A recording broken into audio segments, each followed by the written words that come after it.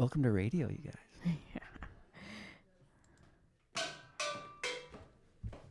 Can you hear that? Yeah.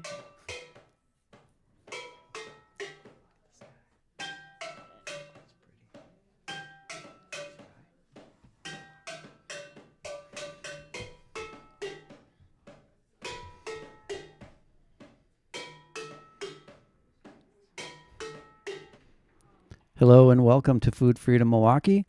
I'm your host, Quinn Wilder, and you are listening to WXRWLP Milwaukee 104.1 FM. Right off the bat, I got to let you all know something really important going on. The holiday sale and cookie fundraiser is coming up. It's actually going on right now. If you go to riverwestradio.org, I believe, it should be org, right? That you'll find information about, you get to see all the amazing cookies that are out there. I'm making my now famous lemon bars. Those are for sale too. So I don't know if you knew about this, Ray, Hamza. No? Go online and get yourself some cookies. You can pick them up on the 20th. If you don't pre-order, you're taking chances, but you could show up at the Polish Falcon on the 20th. I'm not sure about the times. I don't have those in front of me, but during the day, you'll see it online. You can go to the Polish Falcon. There's also going to be a lot of other vendors, a lot of exciting stuff going on at the Polish Falcon on the 20th, which is like less than a week from now. What's that, Saturday? I think that's a Saturday. So go and make sure you check that out. Get yourself some cookies. And this is all fundraising for River West Radio. Really important fundraiser. Awesome. So, hey, Ray, we have a really great guest with us, Ray Johnson. Thanks for being here, Ray. Yeah, thanks for inviting me, Quinn. And we also have an observer, possible future host. I'm just going to mention Hamza, even though he's not really in the show. He's just observing. But also both of you two are new, really important, kind of like inner circle volunteers who are helping with some of the kind of infrastructure and operations of Food Freedom. So I really appreciate that, you guys. Yeah, no problem. But Ray is really here representing herself as a member of the Seed to Seed program that Food Freedom just recently started, where we took a bunch of people that wanted to be part of learning how to kind of getting guided and supported in the process of identifying native plants out in the wild, harvesting, collecting seeds, designing their own gardens. That's coming up next. Preparing the ground for the garden, and then installing their brand new native plant garden. Are you excited, Ray? I'm super excited. Yeah. So, Ray, could you just say maybe just a little bit about yourself, background? Sure. You are a Milwaukee staple. Just seem like you know know a lot just of about people. everybody. You've had your hands in a lot of things. You got a lot of really amazing skills. Could you tell the people a little bit about yourself? Yeah. So, hi, everybody. My name is Ray, and I am a Milwaukee resident, lifelonger here. I currently live in Lindsay Heights. I bought a house 5 years ago now from Axe Housing, and it's been my COVID project. I've been doing a lot of renovations, and I recently just started on the outside of the house. So my big project is really starting to kill the lawn and rewild it, give it back to nature. That's what we're talking about. Yeah. That is a beautiful side yard you have there, by the way. Yeah, thank you. And I saw all the trees that you got. And now, what was the name of that program? Oh, okay, yeah. So in April, so by trade, I'm a writer. I work in tech right now, and I applied for a grant from the City of Milwaukee Urban Forestry Fund, and that grant provided a minimum of 10 trees to kind of an individual or a neighborhood group who really wanted to replant trees in their neighborhood, really focus on neighborhoods that lack urban infrastructure. And so like we have a lot of urban heat islands where I live in Lindsay Heights, which means the pavement gets really hot. There's not a lot of shade, so it's not really comfortable in the summer. My dog doesn't really like walking on the pavement because sometimes it can be too hot. And so I really wanted to take my yard and make it more of a sanctuary. And so I applied for the grant from the Urban Forestry Fund. They work together with Johnson's Nursery the city came out to my house and kind of looked at how many trees I could fit in my yard. And we got 6 in my yard. I have a bunch of service berries, and I really wanted like beautiful like flowering trees. Because trees provide a lot of benefits besides air and shade, but it's like beauty. The idea is that trees reduce crime and litter, and so I get ecological services. Yes, also, yeah. Service berries are really towards the top of the list, and oak trees are too. I believe you said you got a bur oak too. Yeah, we got a bur oak for a vacant lot nearby. We got a couple of Japanese lilacs. We got a sugar maple, and I got a couple Adirondack crab apples for myself and my neighbor as well. So I'm really looking forward to spring with all this work going on. Did you say something about crabapple jelly? Was that you? Yes, that we can make some, but I have to learn. Okay, because my grandfather had a row of maybe like 6 crabapple trees, and he would make this amazing jelly out of it. And I mean, it was one of the things I remember from my childhood. Yeah, that's great. That really was special. So I can't wait for you to make some crabapple jelly. I'll help. Okay, sounds good. So you actually were able to get pretty many trees, and it was more than you could fit in your yard. So you started asking around the neighborhood. Yeah. You got some installed at the church across the street? So my yard could only fit 6, but the application said you had a minimum of 10. So I talked to my neighbor next door, and then I talked to the church that I live across the street from because they own vacant lots in our neighborhood, and they said, sure, you can do what you want, plant trees there, it's fine. And so I ended up getting a total of 14 trees. I organized a whole entire planting day. You were there. Thank you so much. Mm-hmm. A lot of my friends came from Sherman Park, which is really cool, just different parts of the city. And we planted all those trees in a very cold November morning. But it worked out really well because it'll just be really great in the springtime. Yeah, absolutely. So cool project. Yeah. And so you know that for the Seed to Seed program, you jumped into this because you knew you were going to be wanting to create a garden in your yard with native plants. Even though there's a lot of trees now that are going to be coming up there. Yeah. So we might be thinking about longer term something that will be shady. Yeah. So this is going to be really interesting because the more I'm thinking about it now, I'm realizing we're going to want to probably start out with a sunny garden, plants that can do sun, because it's not going to be shady for a while. And we're going to kind of start slowly transitioning it into a shade tolerant garden. Yeah. I think that's what we're going to want to do. That's going to be interesting. Yeah, I watched a webinar the other night from this guy Ben Voigt from Prairie Up, and he was talking about that with your native garden. You want to go back to it and kind of take things out, see how things work together, whether they're like competing with each other or not. And so I'm really interested to see how it looks over the long term when we get past that 3-year kind of cycle. Right. So you are going into this knowing you're not just going to plant it and leave it alone, which is some people are super excited about the low maintenance characteristic, right? The factor. I can just like put these plants in here and just leave it alone and let it go wild. But there are some things you can do to like watch what's happening and help manage and monitor it a little bit so that one species doesn't take over, so that some species that maybe aren't doing well get maybe something else in their place. So you're going to be an active manager of this this native garden. Yeah. So that's how you're going to be able to intentionally transition it as things get shady.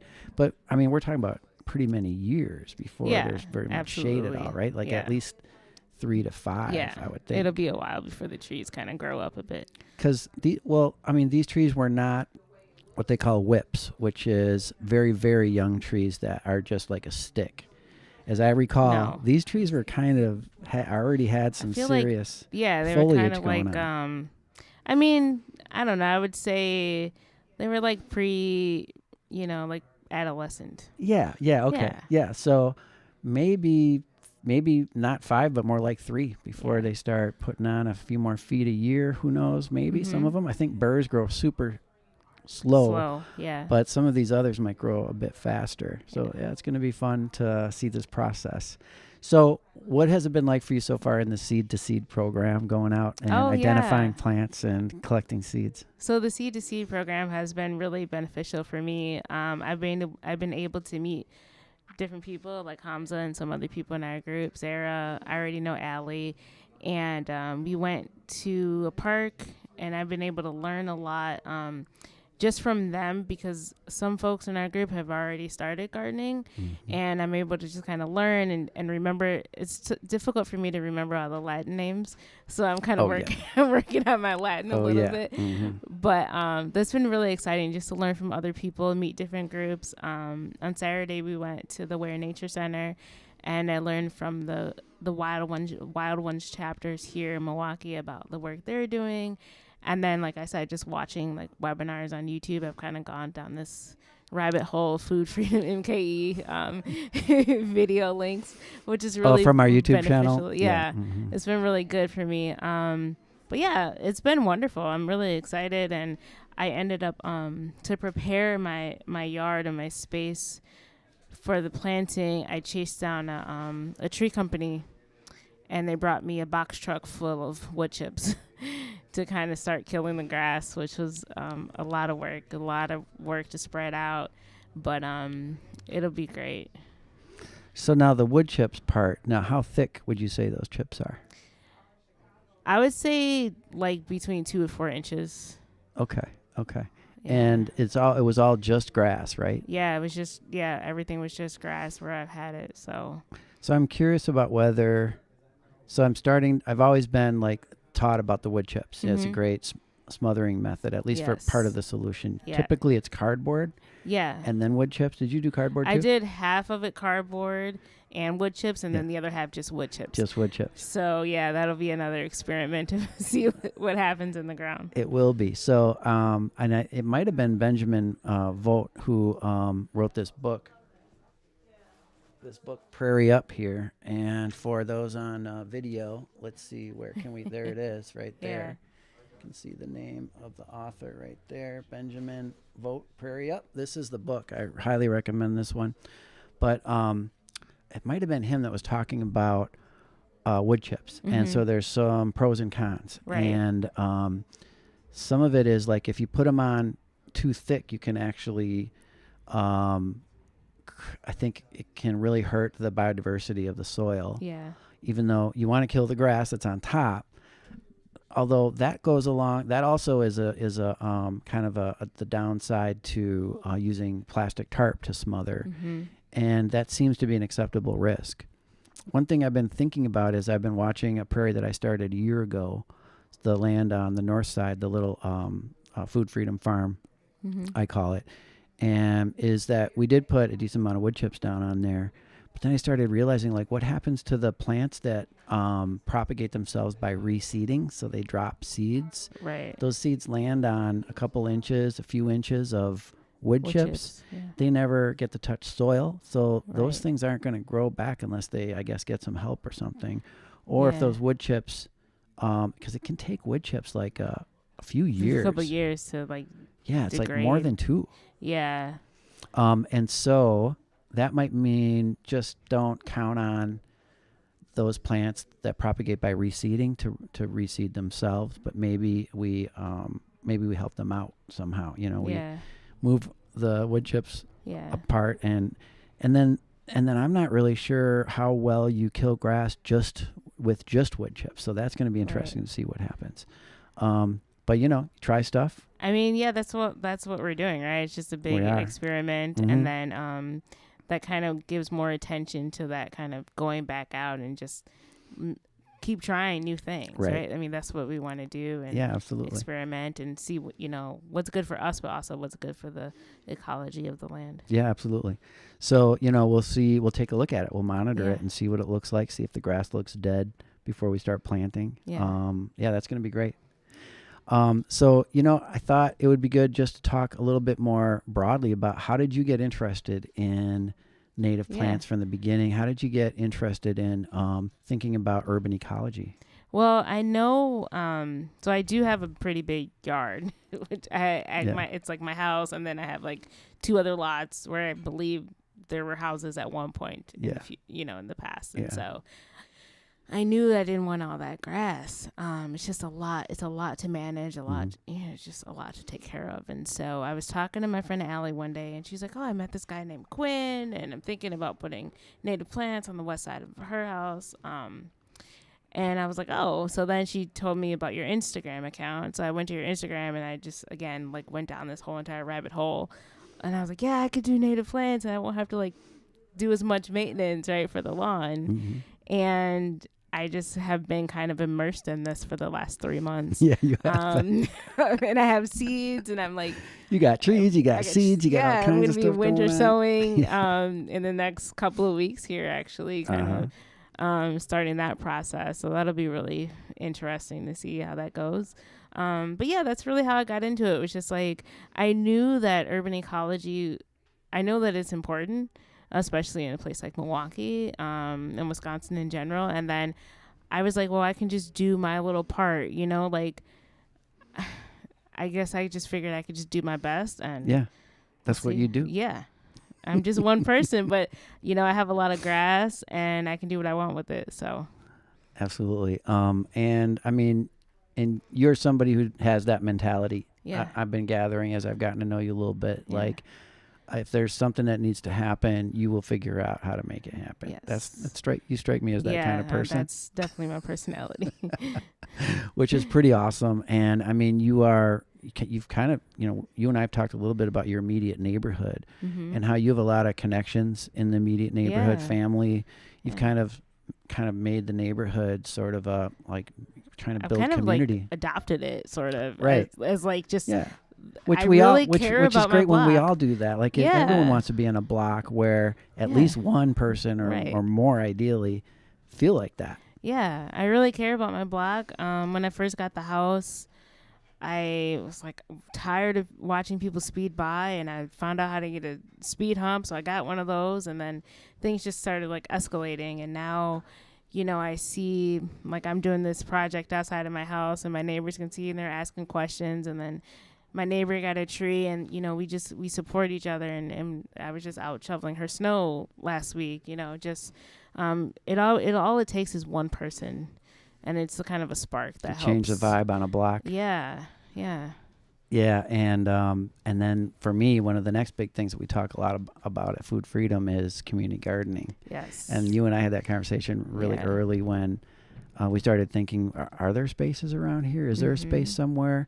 There is a church, and they've got some raised beds already. I don't know how active that is. You have some idea, but it's either, and I don't know if that's really open to the community or it's just a church thing, but there's always, in Milwaukee, there's vacant lots all around. The question is whether they're kind of claimed or not, and whether the city can help you kind of be able to have at least be the custodian of it for a while. And I know that there have been programs in the past, and I'm not sure exactly how it works today, but there are ways of, if you manage it successfully for long enough, you can end up having the ability to actually own it potentially. But, you know, the most important thing is that in the meantime, for at least several years, you could be the custodian of it, where the city will hopefully not take it back from you for some development, but allow you to, and the community, to invest in it and really get food production out of it. And then maybe on top of that, of course, have it filled with native plants and have it be a really functioning native ecology with a lot of pollinators like butterflies and moths and all that. And that might be the next thing we work on. I think so. What have been your thoughts? Good. Where do you think about that possibly happening anywhere around you? Potentially on one of the other vacant lots that we didn't touch with the trees. Oh yeah. There's plenty of space. Yeah. I think it's just a matter of finding out like ownership and then really figuring out like who can kind of be the guardians of the space and like how do we continuously activate it and really spread the opportunity to care for a space, right? We don't just want one person kind of being a steward of everything. No. Because it is a community. And so how do we get people to understand that, you know, we all play a part in helping continue to help things grow? So that makes me start thinking about block clubs. Because that's kind of how what I started doing was when I first moved into River West, I didn't know I had this in me. I don't know what was guiding me, but I started organizing the block, and we got a few things done. We created our priority list. There were a lot of cynics on the block. They were like, we can't get anything done around here. That never happens in Milwaukee. What are you talking about? Idealistic young whippersnapper, and we started getting things like real permanent things done and improvements happening. Yeah. And we started having block parties and a phone tree, we could all communicate, and we went down a priority of a list. And community gardening was not on that list. There wasn't a vacant lot on that block or anywhere real close, but I think anytime there is, there might be a couple other way more pressing issues to try to address first. And that's important, not to jump straight to community garden, right? Exactly, yeah. But then community garden could come up if people realize it's a possibility. And then what's more empowering than that is to transform a lot on your block like that, you know, and really just make it beautiful, make it productive, have kids trying like picking tomatoes off the vine for the first time, stuff like that. It's just invaluable for a neighborhood. Definitely. Well, I say we should do it. I say we do it. Yeah, let's find out. I mean, I'm available. I feel like I just met with a community organizer last week in our neighborhood, and we talked about kind of the block next to mine, which has some streetlight issues. And I'm like, okay, well, that's a pretty serious issue. Mm-hmm. And so, like, we can work on that together and then go down the list. Okay, streetlights, litter. Hey, let's talk about community gardening and food insecurity, right? It'll happen. How do we get people involved in these issues? But it's really just one thing at a time. Yeah. And once you do get down to that point where it's like, could we have a community garden? Should we? Who would be interested?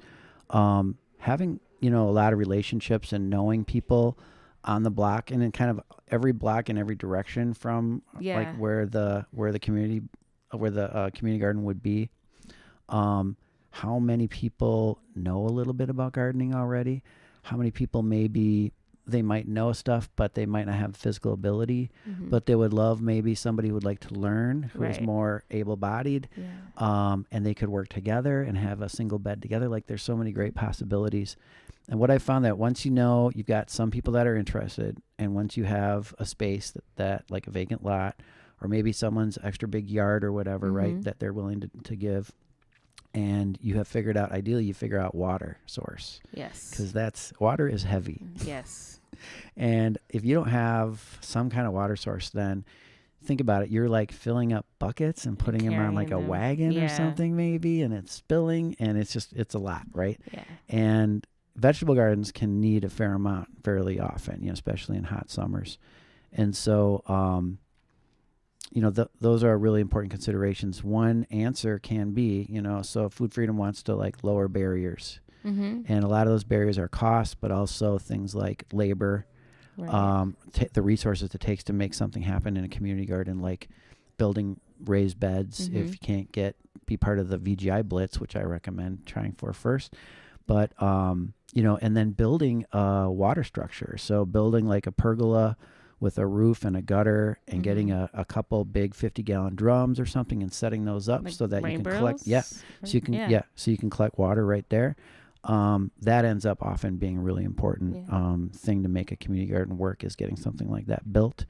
And we are at Food Freedom, we can build those, but we also want to work where we can with other partners, kind of leverage resources together. So Tonda at She Slangs Wood on Burleigh, we're hoping we can figure out a way to work together to make things like that happen. Yeah, she's great. I've known Tonda for a number of years. I just met Tonda, and she really seems like she's great. She's wonderful. She's one of those people who also just makes things happen. Right. She, before She Slings Wood, she's done a lot of other things. Okay. Healthy babies and families. She's organized the 5K on King Drive, and she shuts down the street. And I had no idea. Yeah, she's incredible. Okay. She's definitely a go-getter. All right. Well, we're going to go get some stuff together pretty soon. I'm excited about that. It was great to meet Tonda. And, it has been incredible. People like Tonda, yourself, Hamza, so many people have been kind of just coming out of the woodwork saying, hey, I like what you're trying to do here. Can I help out? Can I be part of it? It's just been really heartwarming, really beautiful, the number of people that have been coming out. you're part of our new grant writing committee. Yes. We met this morning. Shout out to Savannah, Yeah. who told me she hasn't done grant writing, but she'd like to learn and she'd like to help out in the Mhm. process. And so y'all are just like now about to take off with that, which is beautiful. Had a similar group that's going to be kind of a volunteer engagement and sort of a social media group. Hamza's part of that group. So, I mean, this is amazing, you guys. We're going to really making this happen. Yeah, This is it's a cool. important kind of second year for Food Freedom where I think we're ready to start kind of bursting at the seams a little bit and maybe making some, getting ready to be able to make some kind of big kind of capacity move in the next year or two, Okay. which Yeah. I'm excited about. So we're going to see that all happen. Sounds good. So thank you so much for being with us today, Ray, and talking about the Seed to Seed program and everything else that you're doing. Appreciate Thank it. you. We got a couple minutes here. I want to mention one more time, if you didn't get it already, that this Saturday there is a holiday sale and cookie fundraiser for River West Radio. This is going to be at the Polish Falcon all day. You can pre-order your cookies, which I highly recommend because they can sell out. I don't even know if there's any of my loquacious lemon bars left. But if you look on the River West Radio website, you will see all the pictures of all the beautiful cookies that all the radio show hosts have made. Silky over there, Silky made something, didn't you, Silky? You made some cookies, right? Yeah, we got Silky's chocolate hunk. Silky's chocolate what? Chocolate hunk. Chocolate hunk. Yeah, like Johnny Bravo. All right, Silky's chocolate hunk. I don't know if those are sold out yet, but I would try to grab some of those online if I were you. You're going to go pick them up at the event on the 20th. And if you haven't pre-ordered, you can see if there's anything left and buy them right there at the Polish Falcon. There will also be a whole bunch of other vendors and things going on there that you can come check out. So I highly recommend that. Go over to the Polish Falcon on Saturday the 20th. It's less than a week. Get yourself ready to be able to take some great things to some holiday parties or whatever you're doing over the next few weeks. And support River West Radio. This is community radio. This is the real deal here. Not every neighborhood has something like this. A lot of cities don't have something like this. This is a really beautiful way to have community voice. Have people in your community be able to have a voice. This stuff is live, but it also goes to SoundCloud. And this particular show is also on YouTube and goes straight to the Food Freedom MKE YouTube channel. But you can access everything from the River West Radio website. So one other announcement I want to make, though, is that we are going to have at Food Freedom, we're going to have a kind of an annual party where we're going to appreciate all of our volunteers. We're going to welcome anybody else that wants to come and check us out and learn more. Find out more about how you can contribute, participate, learn, and get involved in anything Food Freedom's doing. But anywhere from helping out community gardens, addressing food insecurity, learning about food preservation and how to grow food. Maybe you're curious about starting a community garden somewhere, or you have a community garden that would like a little more support. That's what we're here for. And then, of course, if you're interested in native plants in particular, we got a whole bunch of stuff on that too, and we could really use your help, whether it's your labor, your expertise, your curiosity, your connections, and even your monetary donations. We just got our second kind of landmark grant from Bader Philanthropies, so shout out to Bader Philanthropies. That's going to really help us do a lot more in this second year. Really hoping we can offer, like we did in River West this last year, front yard gardens in Harambe. And that's our show. Thanks, everybody. See you in a couple weeks. All right. Wow, that's cool. Cool. How was that? It's great. What do you think, Hamza? It's pretty amazing. Yeah, it's really cool. My ideas are coming up. I'm like, oh, I know someone in Yeah. the person who makes these bracelets. She worked with the city's zoning. She's a banner. Nice. She worked there, so and I could Oh, yeah. about that. aspect Yeah. of what you're invite her. inviting